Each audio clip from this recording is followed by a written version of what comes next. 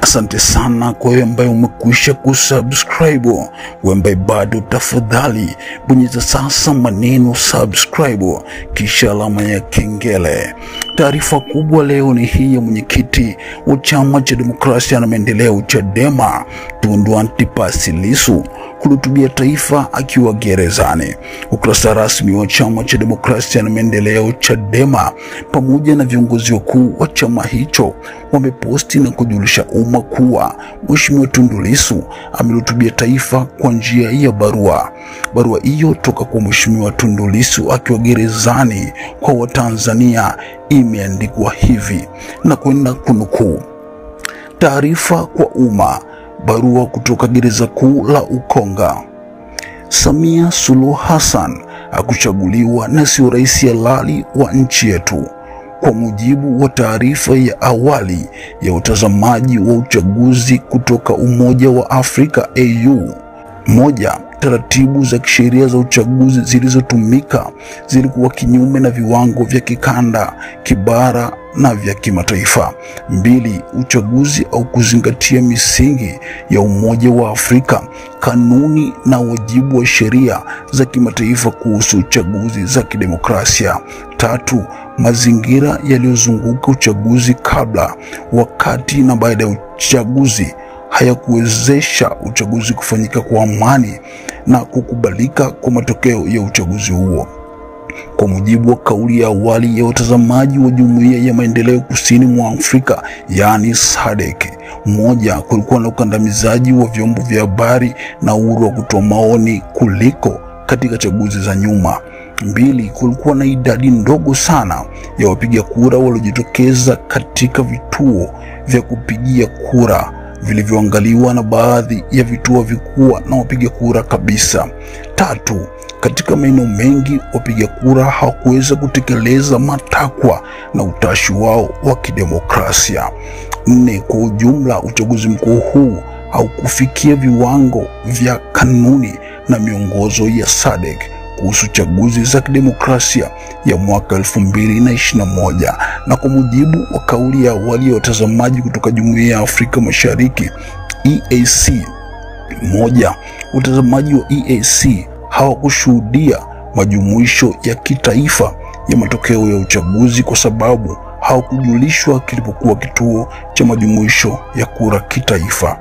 Kwa mujibu wa Senator Jimmy Risch, mwenyekiti wa kamati ya mambo ya nje ya baraza la Seneti la bunge la Marekani, 1, siku ya Jumatano ya tarehe 29 Oktoba, Watanzania walifanya uchaguzi uliotawaliwa na ukandamizaji wa kisiasa, utekaji na uchakachuaji uliofanywa na vyombo vya dola.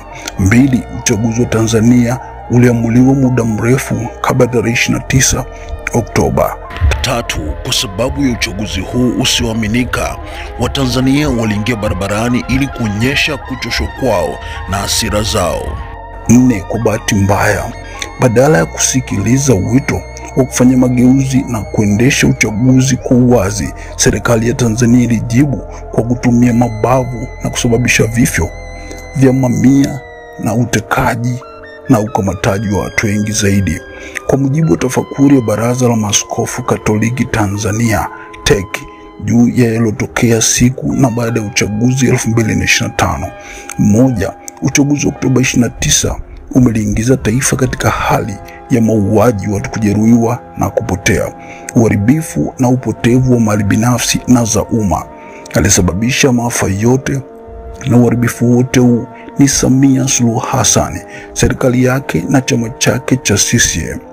1, tarehe 17 Februari 1992, tume ya rais ya mfumo wa chama kimoja au vyama vingi vya siasa Tanzania iliongozwa na jaji mkuu wa wakati huo marehemu Francis Eli Nyalali ilishauri serikali kufanya uamuzi wa kukubali mageuzi na hivyo kuepuka kutumia nguvu za dola kupambana na Watanzania wanaodai mageuzi.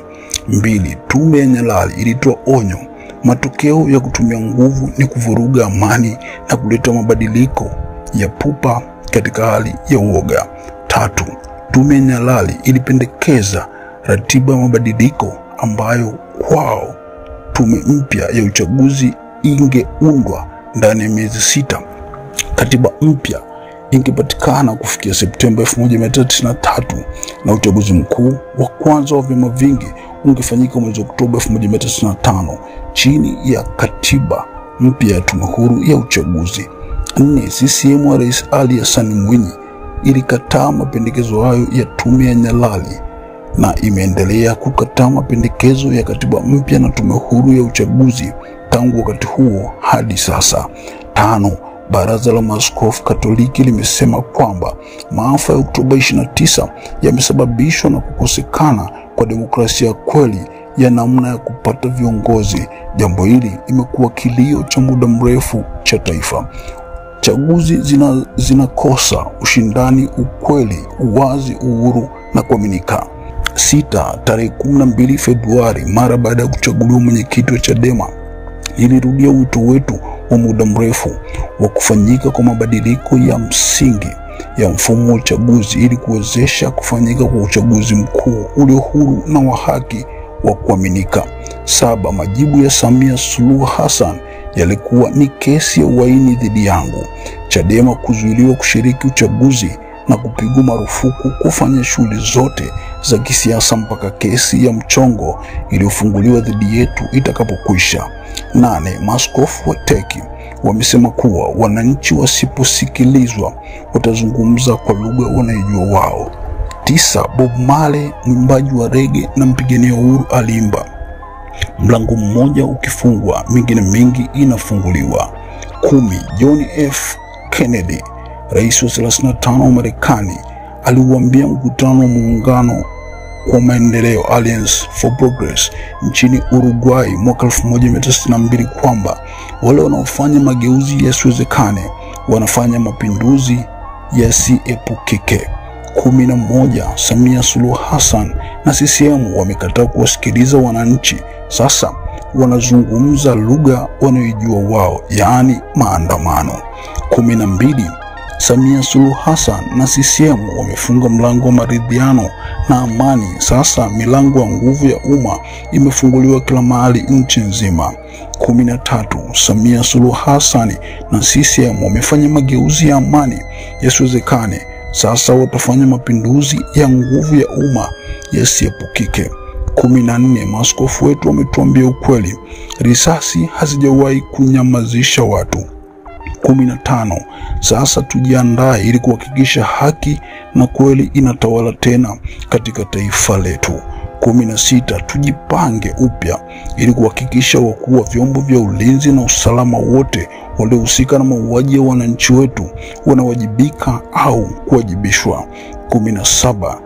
Tushikamane na tushirikiane ili kuwezesha mchakato wa katiba mpya yenye kujali haki, utu, usawa na ukweli kwa wote kuanza tena na kwa kushirikiana wadau wote. 18. Damu ya watu wote waliouawa na kujeruhiwa au walioumizwa wakati wa kidai demokrasia na haki kwa namna yoyote ile haijamwagika na haitomwagika bure. Damu yote hiyo na iwe wino utakaotuandikia katiba mpya itakayohakikisha ubinadamu wetu na haki zetu na maisha yetu yanalindwa na kuthaminiwa.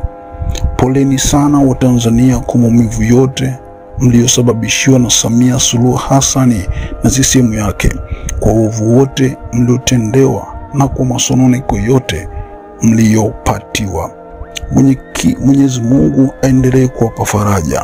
Tundu Lissu, gereza kuu la Ukonga, tarehe 25 Novemba 2025. Mtazamaji wa Mseto Media, hiyo ndiyo barua ya wazi ama tamko la Tundu Lissu kwa umma ambalo ameliandika akiwa gerezani na kutuma kwa Watanzania wote, ambapo chama chake cha Demokrasia na Maendeleo Chadema, lakini pia viongozi wa chama akiwepo mwenyekiti, katibu na wengineo wameweza kuposti ili kufika kwa Watanzania, na sisi ni kazi yetu kukuletea kila linalotokea. Sisi tumenukuu barua hiyo ya Tundu Lissu kwa Watanzania Kwa maoni ama lolote, tuandikie komenti yako hapa chini na sisi tutasoma. Hii ni channel yako pendwa kabisa, Mseto Media. Hakikisha umebonyeza maneno subscribe kisha alama ya kengele ili usionapitwa na taarifa zetu nzito kama hizi. Hakikisha umesubscribe, comment, like na kushare. Mseto Media, we connect everywhere.